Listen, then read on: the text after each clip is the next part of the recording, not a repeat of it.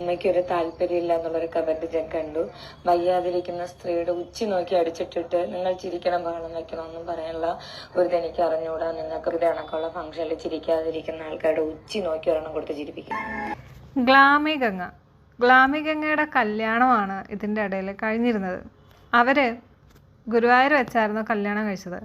അവിടെ നിന്ന് ഭർത്താവിൻ്റെ വീട്ടിലോട്ട് വരുന്ന ഒരു വീഡിയോ ഗ്ലാമി ഗംഗ പോസ്റ്റ് ചെയ്തിട്ടുണ്ടായിരുന്നു.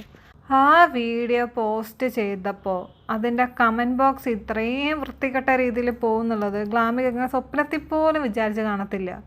ഈ കമൻ്റ് ഇടുന്നവന്മാരോട് എനിക്ക് ചോദിക്കാനുള്ളത്, നിനക്കൊന്നും വേറെ പണിയില്ലേ? അവരുടെ ജീവിതത്തിലെ നല്ലൊരു മൊമെൻറ്റ് അവരതെടുത്തിട്ട് സോഷ്യൽ മീഡിയയിൽ ഇടുന്നത് അവരുടെ ഒരു മെമ്മറി ആയിട്ടായിരിക്കും. ചില ആൾക്കാർ മോണിറ്റൈസേഷൻ ഓൺ ചെയ്ത് വെച്ചിട്ട് അതൊരു ഏണിങ് മാർഗമായിട്ടും ഇടാറുണ്ട്. എന്തോ ആവട്ടെ, പക്ഷേ അവരുടെ നല്ലൊരു ദിവസം കൊണ്ടുപോയിട്ട് നിങ്ങൾക്ക് ഇങ്ങനെയൊക്കെ കമൻ്റ് ഇടാൻ എങ്ങനെ പറ്റുന്നു എന്ന് എനിക്ക് മനസ്സിലാവുന്നില്ല. സംഭവം സാധാരണ എല്ലാവരും കല്യാണം കഴിഞ്ഞ് പോകുമ്പോഴത്തേക്ക് അന്ന് തന്നെയാണ് കയറണത് വീട്ടിൽ. പക്ഷെ നമ്മളിപ്പം ഗുരുവായൂർ വെച്ച് കല്യാണം കഴിഞ്ഞുകൊണ്ട് നമുക്ക് 8 മണിക്കൂറുണ്ട്, 8 to 8.5 മണിക്കൂറുണ്ട് നമുക്ക് ഈ സ്ഥലത്തെത്താൻ വേണ്ടിയിട്ട്.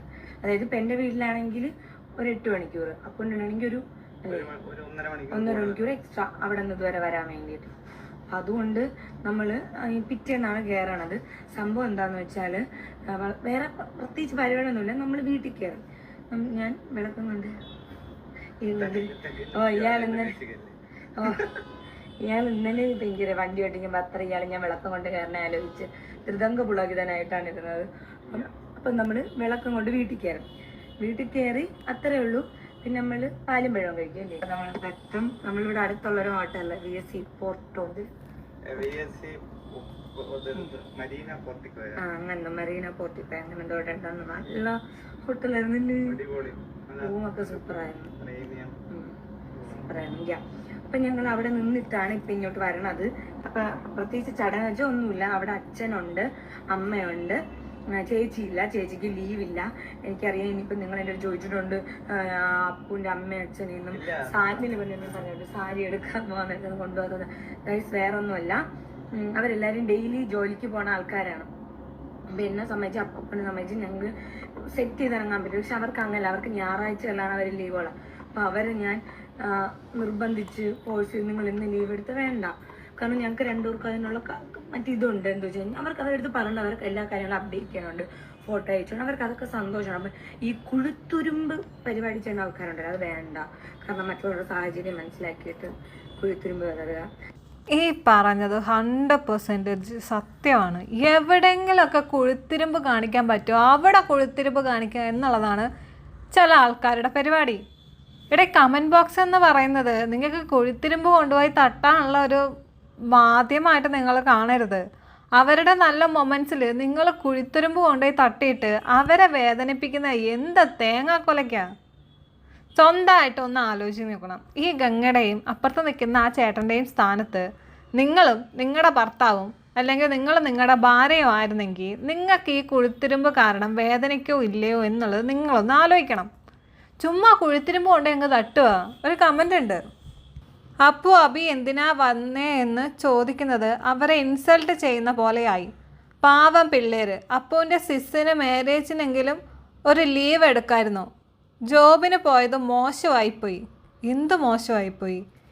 ഈ അപ്പു എന്ന് പറയുന്ന വ്യക്തിക്കോ ഗംഗയ്ക്കോ ഈ ഒരു വരാതിരുന്നതിൽ ഒരു പ്രശ്നവും ഇല്ല. അപ്പം നിങ്ങൾക്ക് എന്തുവാ പ്രശ്നം?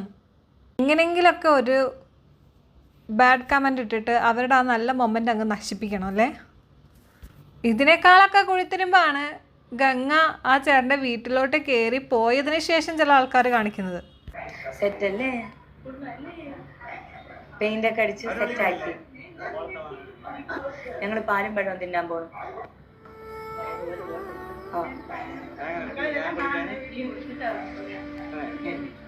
അത്രയും കമത്തെടുത്ത് പഞ്ഞിട്ട്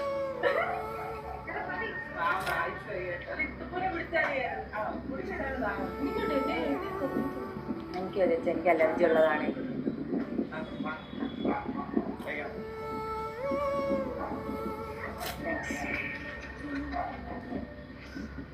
ഇതൊക്കെ അവർക്കൊരു കുഴപ്പമില്ല. ഈ കമൻറ്റുകളികൾക്ക് ഇനി അങ്ങോട്ട് കാണണം. എൻ്റെ പൊന്ന് കർത്താവേ, കയ്യിലെങ്ങാനും കിട്ടിക്കഴിഞ്ഞാൽ ചെവിക്കലടിച്ച് പൊട്ടിക്കാൻ തോന്നും നമുക്ക്. അമ്മാതിരിയാണ് കമൻറ്റ് ബോക്സ് വരുന്നത്. ഇവരുടെ എങ്ങാണ്ട് ഒരു ചടങ്ങുണ്ടെന്ന് തോന്നുന്നു, മുതിർന്നവർക്ക് എങ്ങാണ്ട് പൈസ കൊടുത്തിട്ട് അനുഗ്രഹം വാങ്ങിക്കുന്ന ഒരു ചടങ്ങ്. അതായത് ആ വീട്ടിലെ മുതിർന്ന ആൾക്കാർ, അമ്മമ്മമാരൊക്കെ ഇല്ലേ, അവരെ ആ ചടങ്ങ് തുടങ്ങുമ്പം അതിലാദ്യം ഒരു അമ്മൂമ്മ വരുന്നുണ്ട്. ആ അമ്മൂമ്മ ചിരിക്കാത്തതാണ് ഇവിടെ പ്രശ്നം. പിന്നെ ആദ്യം വാങ്ങാൻ ഞാൻ കൂടെ ഒന്ന് വാങ്ങാം. അല്ല, ഒരുമിച്ച് കൊടുക്കാം.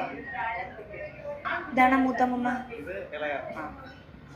അമ്മൂമ്മയും കൂടെ പൊന്നും കൂടെ കൊടു.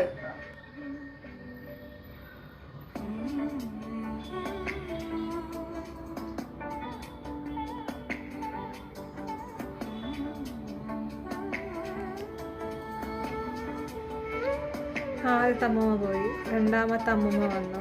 ഇതിൽ ആദ്യം കാണിച്ച അമ്മൂമ്മ ചിരിച്ചില്ല. ആ അമ്മൂമ്മ ചിരിക്കാത്തതുകൊണ്ട് അടുത്ത കമൻറ്റ്. ആദ്യം കണ്ട അമ്മൂമ്മയ്ക്ക് ഒരു താല്പര്യമില്ലാത്തതുപോലെ. ഇതിന് ഗംഗ തന്നെ മറുപടി കൊടുത്തിട്ടുണ്ട്. താല്പര്യമില്ല എന്നുള്ളൊരു കമന്റ് ഞാൻ കണ്ടു.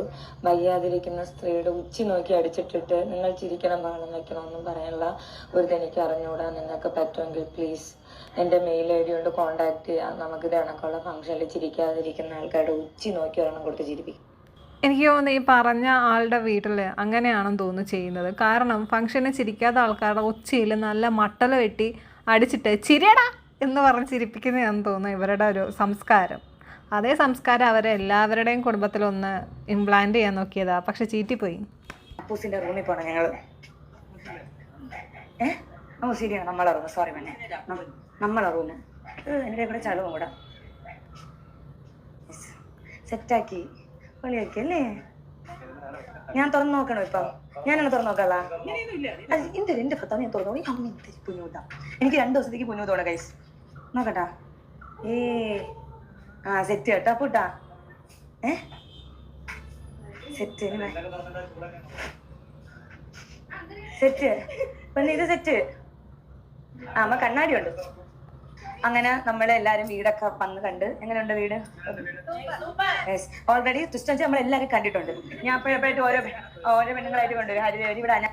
ഈ റൂം കണ്ടപ്പം ബെഡ് പിരിച്ചിട്ടില്ല, സൗകര്യമില്ല, അത്രയും വലിയ വീട്ടിൽ താമസിച്ചൊക്കെ എങ്ങനെ ഇവിടെ താമസിക്കും എന്നൊക്കെ ചോദിച്ച് കുഴിത്തിരിമ്പുണ്ടാക്കിയ കുറേ ആൾക്കാരുണ്ട്. നിങ്ങളോടൊരു കാര്യം പറയട്ടെ, നിങ്ങൾ ജനിച്ച് വളർന്ന വീട് ചിലപ്പോൾ ലക്ഷറി ആയിരിക്കും, ചിലപ്പം ലോ ക്ലാസ് ആയിരിക്കും. അതുപോലെയാണോ നിങ്ങൾ കയറി ചെല്ലുന്ന വീടിരിക്കുന്നത്? അതായത് നിങ്ങളുടെ ഭർത്താവിൻ്റെ വീടിരിക്കുന്നത്? അറിയാൻ പാടില്ല എന്നിട്ട് ചോദിക്കുക. ഇങ്ങനെ കുഴിത്തിരിമ്പുണ്ടാക്കുമ്പോൾ സ്വയം ഒന്ന് ആലോചിച്ചൂടെ? ഞാൻ ജനിച്ച് വളർന്ന വീട്ടിൽ നിന്ന് വേറൊരു വീട്ടിലോട്ട് പോകുമ്പോൾ ആ വീട് എങ്ങനെയായിരിക്കും എന്നുള്ളത് നമുക്ക് പറയാൻ പറ്റത്തില്ല. ചിലപ്പോൾ ലക്ഷറി ആയിരിക്കും, ചിലപ്പോൾ ലോ ക്ലാസ് ആയിരിക്കും, ചിലപ്പോൾ മിഡിൽ ക്ലാസ് ആയിരിക്കും. എന്ന കാര്യത്തിൽ ഇങ്ങനെയൊക്കെ കുഴിത്തിരിമ്പുണ്ടാക്കണോ? പിന്നെ ബെഡ് പിരിക്കാത്തതിൻ്റെ കാര്യം നിങ്ങൾ പറയുന്ന കേട്ടാൽ തോന്നും ഗംഗ അവിടെ വരുന്നത് ഒട്ടും ഇഷ്ടപ്പെടാഞ്ഞിട്ട് മനപ്പുറം ചുരുട്ടിക്കൂട്ടി മൂല കിട്ടുകയെന്നുള്ളത്. എന്തൊക്കെയാടേ നിങ്ങളൊക്കെ പറയുന്നേ? ആ വീട്ടിൽ ജീവിക്കുന്ന ഗംഗയ്ക്കോ അല്ലെങ്കിൽ ഗംഗയുടെ വീട്ടുകാർക്കോ പ്രശ്നമില്ല. ഗംഗ തന്നെ പറയുന്നുണ്ട് ഞാൻ ഇടയ്ക്കിടയ്ക്ക് ഇവിടെ വന്നിട്ട് പോകുന്നതാണെന്നുള്ളത്. അപ്പോൾ അവർക്കില്ലാത്ത കുഴപ്പമാണ് കമൻറ്റ് ബോക്സിലിരിക്കുന്ന കമൻറ്റോളികൾക്കുള്ളത്. നിങ്ങൾക്ക് അത്രയ്ക്ക് പ്രശ്നമാണെങ്കിൽ നിങ്ങളൊരു കാര്യം ചെയ്യും, നല്ലൊരു വീട് കെട്ടിയിട്ട് അവൻ്റെ കയ്യിൽ അങ്ങോട്ട് കൊടുത്തിട്ട് പറയാം നിങ്ങളും ഗംഗയും കൂടെ ഇവിടെ അങ്ങ് താമസിച്ചു എന്ന്. കുത്തിത്തിരിപ്പുണ്ടാക്കുന്ന ആൾക്കാരോടാ കമൻറ്റ് ഞാൻ വായിച്ചുതരാം. ഇപ്പോൾ മനസ്സിലായി ആദ്യത്തെ പെണ്ണ് എന്തുകൊണ്ട് പോയെന്ന്. റൂം കിടക്കുന്നത് നോക്ക്, ഒരു പെണ്ണ് കയറി വരുന്നല്ലേ. ഇവൻ എന്താ മൊണ്ണയാണോ? ചെയ്തു വെക്കാനുള്ളത് ചെയ്തു വെച്ചൂടെ? സന, അമ്മച്ചിക്ക് അത്ര വിഷമമാണെങ്കിൽ ഞാൻ നേരത്തെ പറഞ്ഞില്ലേ, പുതിയൊരു വീട് കെട്ടുക, എന്നിട്ട് അവർക്ക് അങ്ങോട്ട് കൊടുക്കുക. നിങ്ങളുടെ വിഷമം അങ്ങ് തീരട്ടെ. ഗുരുവായൂരിൽ നിന്നാണ് കല്യാണം കഴിച്ചത്. അവിടുന്ന് ഇങ്ങോട്ട് വരുന്ന സമയം കൊണ്ട് അത് വിരിച്ച് വെക്കാൻ വേണ്ടി അവിടെ ആൾക്കാർ കാണത്തില്ല. അല്ലാതെ ചുമ്മാ അവരുടെ തിരക്കിൻ്റെ ഇടയിൽ അവരതൊന്നും മറന്നു പോയതിന് ഇമാതിരി പറയേണ്ട ആവശ്യമുണ്ടോ? ഇത്രയും നാൾ അതൊരു ബാച്ചിലറിൻ്റെ റൂമായിരുന്നു. ഇനി അങ്ങോട്ട് അവിടെ ഒരു പെണ്ണ് കയറി പോയിട്ടുണ്ട്, അവൾ അങ്ങോട്ട് വൃത്തിക്ക് അങ്ങോട്ട് ചെയ്തോളും. മനസ്സിലായോ? കല്യാണം കഴിഞ്ഞ് ആദ്യം ഒരു പെണ്ണ് വീട്ടിൽ വരുമ്പോൾ കിട്ടിയ സ്വീകരണമാണോ ഇത്? ഒന്നില്ലെങ്കിലും അവൾക്ക് വേണ്ടി ആ റൂമെങ്കിലും മനോഹരമാക്കാമായിരുന്നു അവന്. എന്തൊക്കെ പറഞ്ഞിട്ടും കാര്യമില്ല. എടോ, നിങ്ങൾക്കൊന്നും വേറെ പണിയില്ലേ? അവരുടെ നല്ലൊരു ദിവസം നശിപ്പിക്കാൻ വേണ്ടിയിട്ട് ഇമാതിരി കമൻറ്റും കൊണ്ട് നിങ്ങളെന്തിനാ ഇറങ്ങുന്നേ? ഗംഗ മാത്രമല്ല, ആ ചേട്ടനും കൂടെ ഈ വീഡിയോ ഒക്കെ കാണുന്നതാ. നിങ്ങളുടെ കമൻസ് ആ ചേട്ടന് വായിക്കുന്നതാണ്. അപ്പോൾ ആ ചേട്ടൻ അത് എത്രമാത്രം വിഷമം ഉണ്ടാക്കുന്നുണ്ടാവും. ചുമ്മാ ബാക്കിയുള്ള ആൾക്കാരുടെ നല്ലൊരു ദിവസം നശിപ്പിക്കാൻ വേണ്ടിയിട്ട് ഇതുപോലെയുള്ള കുറേ വാഴകളും പാഴുകളും ഇറങ്ങിയിട്ടുണ്ട്. വെറുതെ അല്ല ഫസ്റ്റ് വൈഫ് ഡിവോഴ്സായി. ആ റൂം ഒന്ന് കല്യാണം പ്രമാണിച്ച് അറേഞ്ച് ചെയ്യാൻ പോലും ആരുമില്ല. അതിൽ നിന്ന് തന്നെ മനസ്സിലാക്കാം അവൻ്റെ ഫസ്റ്റ് വൈഫ് വേറെ എന്തൊക്കെ അനുഭവിച്ചിട്ടുണ്ടെന്ന്. ഇവനൊക്കെ കൊണ്ട് എല്ലാവരും ഒന്നും മനസ്സിലാക്കേണ്ട കാര്യം, എല്ലാവരുടെയും സാമ്പത്തിക നില ഒരുപോലെ ആയിരിക്കത്തില്ല. അവരെ കൊണ്ട് പറ്റാവുന്ന രീതിയിലായിരിക്കും അവർ ജീവിക്കുന്നതും അവർ മുന്നോട്ട് പോകുന്നതും. അതനുസരിച്ച് അവർക്ക് ഓരോ കാര്യങ്ങൾ ചെയ്യാൻ പറ്റും. ഇതൊരുമാതിരി ഞാൻ ഒന്നും പറയുന്നില്ല. ശരിയെന്നാ ഇതുപോലെയുള്ള വാഴകളോടും പാഴകളോടും ഒന്നും പറഞ്ഞിട്ട് കാര്യമില്ല. കാരണം എവിടെയൊക്കെ വിഷം തുപ്പണം എന്ന് പറഞ്ഞ് നടക്കുന്ന കുറേ എണ്ണങ്ങളാണ്. ഒരു കാര്യമില്ല പറഞ്ഞിട്ട്. ശരിയെന്നാ.